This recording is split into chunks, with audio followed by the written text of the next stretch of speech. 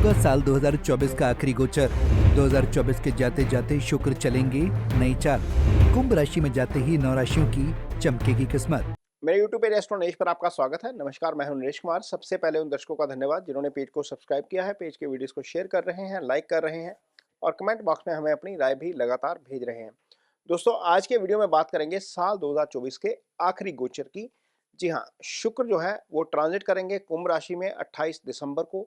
यहाँ से 28 जनवरी तक कुंभ राशि में रहेंगे, शनि के साथ रहेंगे। शनि और शुक्र आपस में मित्र भाव रखते हैं। शुक्र इकलौते ग्रह हैं जिनका गोचर 9 राशियों के लिए फायदेमंद होता है। तो इस वीडियो में चर्चा करेंगे शुक्र के गोचर की किन राशियों को इसका फायदा होगा, लेकिन उससे पहले शुक्र के बारे में थोड़ा सा बताएंगे। बेसिकली ये जो ग्रह है ये विलासिता के कारक है। लाइफ में जितनी भी आपको लग्जरी आती है, एंटरटेनमेंट आता है, धन आता है, विपुल धन आता है। धन तो वैसे चंद्रमा से भी आता है। चंद्रमा मनी फ्लो का कारक है, कैश फ्लो का कारक है। जुपिटर से ऐसा धन आता है जैसे आप कुछ सेविंग कर लेते हैं, लेकिन जब अपार धन आता है तो वीनस से ही आता है। तो वीनस जब कुंडली में शुभ गोचर में होते हैं तो निश्चित तौर पर अच्छा रिजल्ट करते हैं और 9 राशियों के लिए शुक्र का गोचर अच्छा होता है।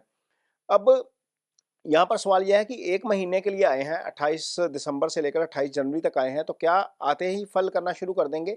शुक्र और गुरु 2 ऐसे प्लैनेट हैं जो अपने गोचर के दौरान मध्य में ज़्यादा फल करते हैं। यानी कि यदि 1 महीने के लिए शुक्र एक राशि में है, तो पहले 10 दिन 10 डिग्री चलेंगे, फिर अगले 10 दिन 10 से 20 डिग्री चलेंगे। तो इस 10 से 20 डिग्री के मध्य शुक्र और गुरु अच्छा फल करते हैं। जब भी कोई गोचर होता है तो सामान्य तौर पर ये देखने को आता है कि लोग चाहते हैं कि इस दिन गोचर हुआ है और उसी दिन उनका फल मिलना शुरू हो जाए। ऐसा नहीं होता। जैसे शनि और चंद्रमा लास्ट फेज में जाकर अच्छा फल करते हैं। चंद्रमा की तो खैर चाल ही 54 आवर की होती है, लेकिन शनि 3 साल तक 2.5 साल तक एक ही राशि में रहते हैं।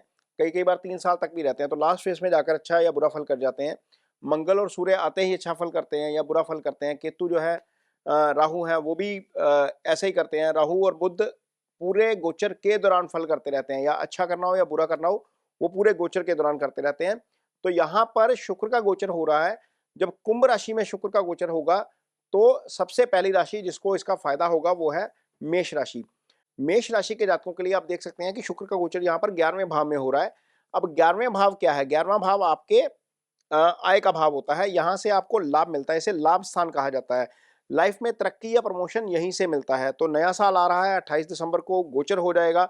तो मेष राशि के जो जातक आय के लिए जिनका कंसर्न है या धन के लिए जिनका कंसर्न है, उनको इसका जो है वो फायदा हो सकता है, धन के लिहाज में, प्रमोशन के लिहाज से, आय के लिहाज से। अब यहाँ पर जब शुक्र बैठेंगे तो सीधी दृष्टि देंगे 5th हाउस को। 5th हाउस क्या है? 5th हाउस आपका इजी गेन्स का भाव होता है।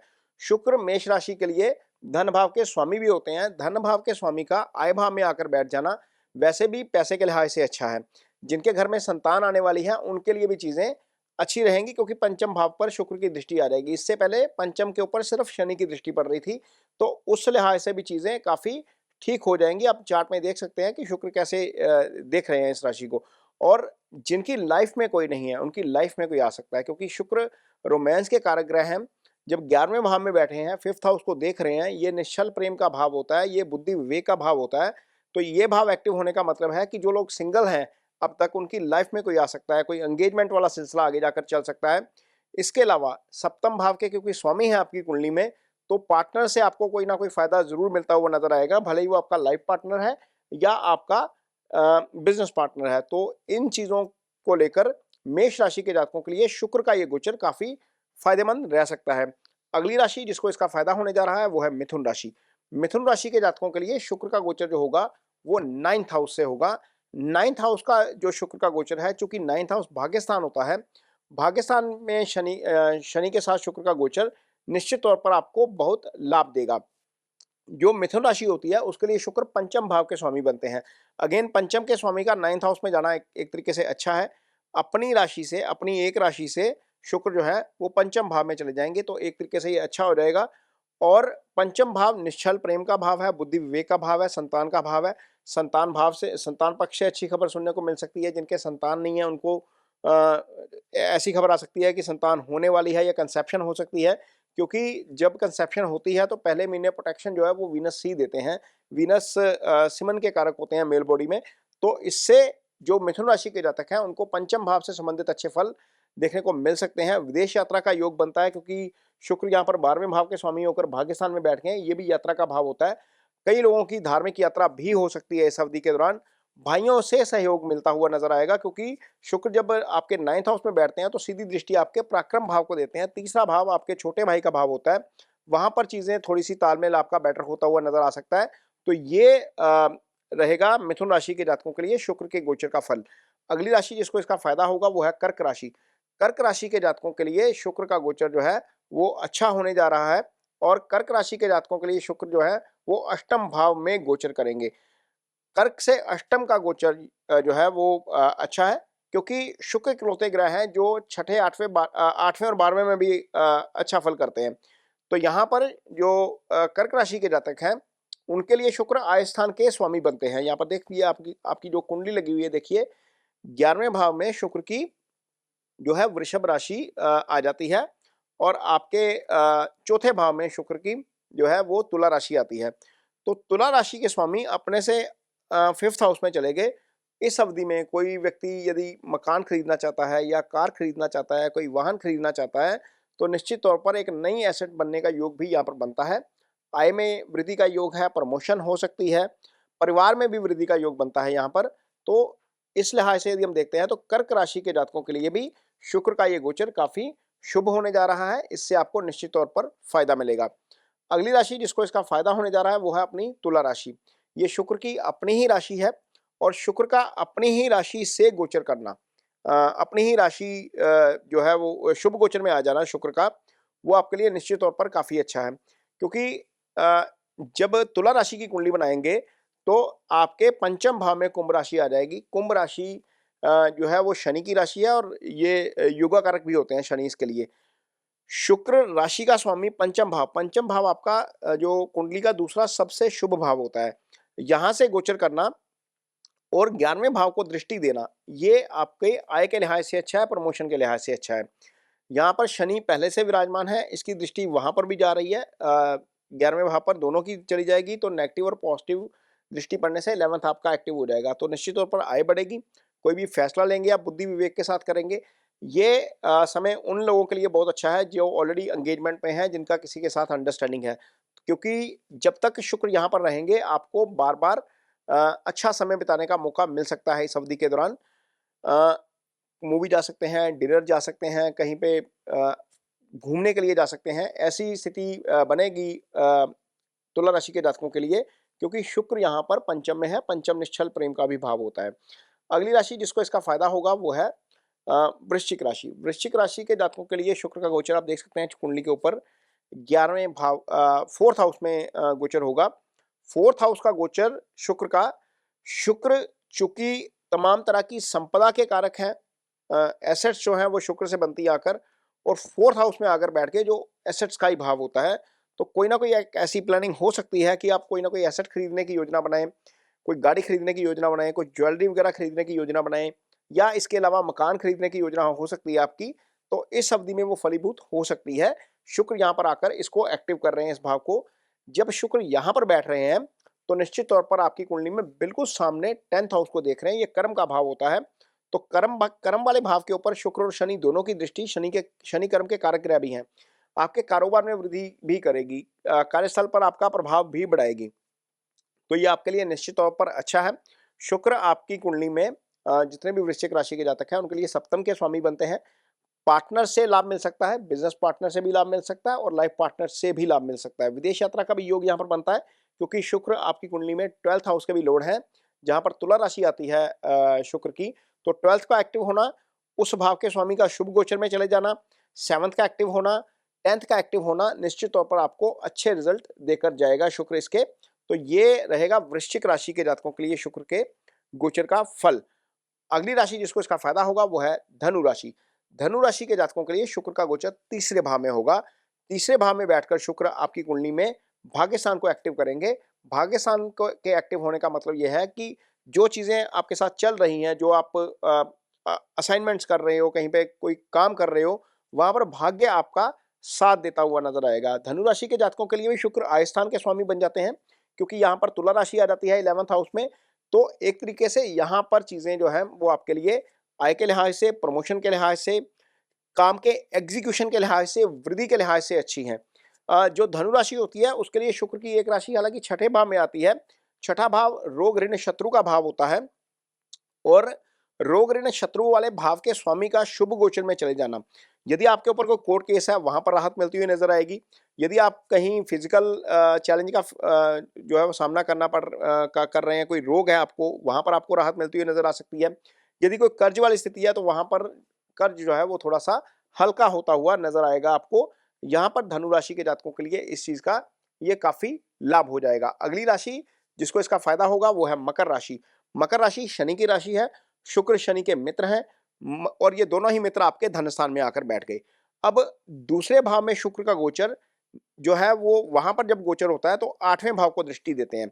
आठवां भाव छिपा हुआ धन होता है, ससुराल पक्ष से जो फायदा मिलता है उसको आठवें भाव से ही देखा जाता है। इसके अलावा जो लोग रिसर्च से जुड़ा हुआ काम करते हैं, जिनका गहन खोजबीन वाला अध्ययन वाला काम है, उनको इसका बहुत लाभ होगा। भले वो मेडिकल की फील्ड है, डिटेक्टिव की फील्ड है या रिसर्च की फील्ड है, कोई भी किसी भी तरह की रिसर्च आप कर रहे हैं तो वहां पर ऐसे स्टूडेंट्स के लिए ये समय काफी अच्छा हो सकता है, क्योंकि यहाँ पर शुक्र की दृष्टि पड़ रही है, सीधी धन भाव में बैठे हुए हैं, अष्टम भाव को देख रहे हैं, तो निश्चित तौर पर ये अच्छी स्थिति है। और जो मकर राशि होती है उसके लिए शुक्र जो है वो योगाकारक भी हो जाते हैं, क्योंकि शुक्र की एक राशि आपकी कुंडली में 10वें भाव में आ जाती है। आप देख सकते हैं कुंडली तुला राशि जो है वो आपके 10वें भाव में है, तो दशम भी अल्टीमेटली शुभ प्रभाव में चला गया, क्योंकि उसका गोचर, उसका स्वामी जो है वो शुभ गोचर में है। तो यहाँ पर आपको दशम के भी फल मिलेंगे, कारोबार में वृद्धि हो सकती है, नौकरी जहाँ पर भी करते हैं आपका वहाँ पर प्रभाव बढ़ सकता है। जो दूसरी राशि है, 2 नंबर राशि यानी कि वृषभ राशि, वो पंचम भाव में है मकर राशि के जातकों के लिए, तो पंचम आपका एक्टिवेट हो गया। पंचम आपका बुद्धि विवेक का भाव है, निश्चल प्रेम का भाव है, इसको सुप्त भाव बोलते हैं, ये संतान भाव है। तो यदि आप मैरिड हैं, संतान है, तो संतान पक्ष से अच्छी खबर आ सकती है। यदि आप सिंगल हैं, आपकी लाइफ में कोई नहीं है, तो लाइफ में कोई आ सकता है।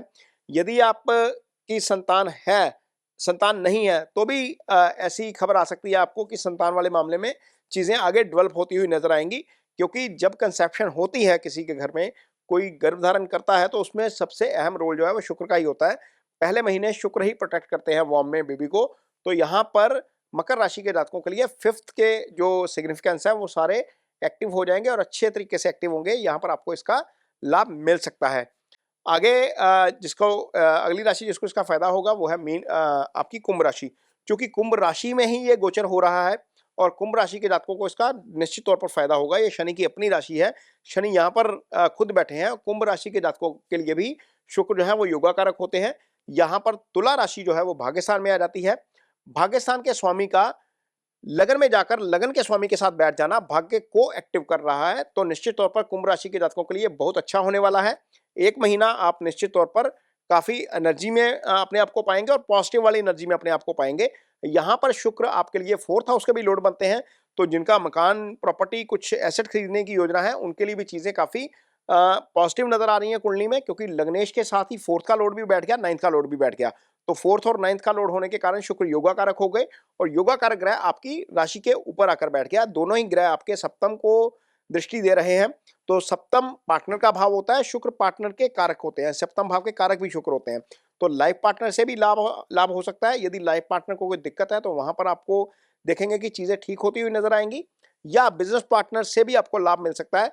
कोई ऐसा मौका मिल सकता है कि आप नई बिजनेस पार्टनरशिप कर लें यहाँ पर, तो यहाँ पर ये चीजें आपके लिए काफी बेटर रहेंगी। अगली राशि जिसको इसका फायदा होगा वो है मीन राशि। मीन राशि के जातकों के लिए ये गोचर हो रहा है 12वें भाव में। शुक्र इकलौते प्लैनेट हैं जिनको 12वें का दोष नहीं लगता, क्योंकि काल पुरुष की पत्रिका में शुक्र 12वें भाव में उच्च के हो जाते हैं। तो यहाँ पर काल पुरुष की पत्रिका में 12वें भाव में शुक्र की मीन राशि आ जाती है, उच्च राशि जो होती है, इसलिए शुक्र को यहाँ पर 12वें का दोष नहीं लगता। इसके लिए हालांकि ये मीन जो लगन है या मीन राशि जो है वो शुक्र गुरु की राशि है, ये आपस में मित्र भाव नहीं रखते। गुरु के लगन में या राशि में जब शुक्र की दशा आती है तो फल अच्छे नहीं होते, क्योंकि शुक्र यहाँ पर तीसरे के स्वामी हो जाते हैं और अष्टम के स्वामी हो जाते हैं। अष्टम लोस का भाव होता है, तीसरा भाव जो होता है वो अष्टम का अष्टम होता है, यहाँ से भी हानि का विचार किया जाता है। यहाँ पर शुभ ग्रहों का आना अच्छा नहीं माना जाता, लेकिन चूंकि गोचर की बात हो रही है तो गोचर में जब शुक्र अच्छे प्रभाव में है तो शुक्र पहली बात तो जहाँ पर बैठे हैं उसका फल अच्छा कर जाएंगे, जिन 2 भावों का स्वामित्व है उनके पास उनके फल अच्छे कर जाएंगे और 6th हाउस के फल अच्छे कर जाएंगे जहाँ पर दृष्टि जा रही है।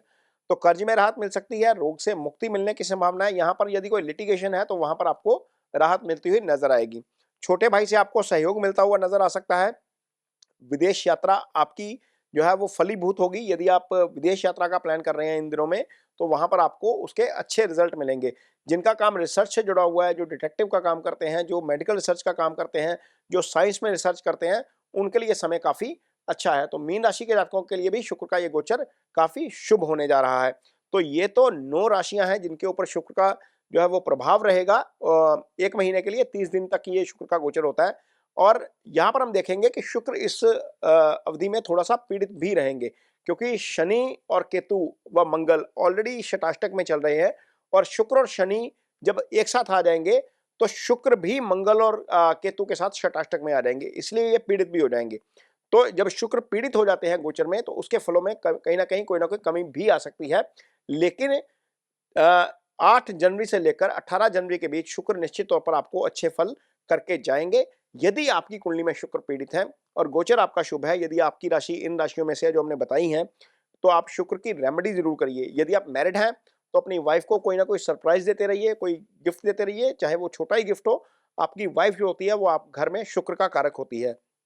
इसके अलावा शुक्रवार के दिन आप गौ माता की सेवा कर सकते हैं। गौशाला में जाइए या यदि आपके घर में गाय हैं तो वहाँ पर चारा डाल सकते हैं, आटे का पेड़ा डाल सकते हैं, गुड़ डाल सकते हैं। इस उपाय से आपको निश्चित तौर पर शुक्र के अच्छे रिजल्ट देखने को मिलेंगे। तो ये शुक्र का प्रभाव रहेगा, गोचर का प्रभाव रहेगा, शुक्र और शनि की युति का प्रभाव रहेगा 9 राशियों के ऊपर। ये वीडियो आपको कैसा लगा इस पर कमेंट बॉक्स में अपनी राय ज़रूर दीजिए। यदि ये वीडियो अच्छा लगे तो इसे शेयर ज़रूर करिए, पेज को सब्सक्राइब ज़रूर करिए। इसके साथ ही मुझे दीजिए इजाज़त। नमस्कार।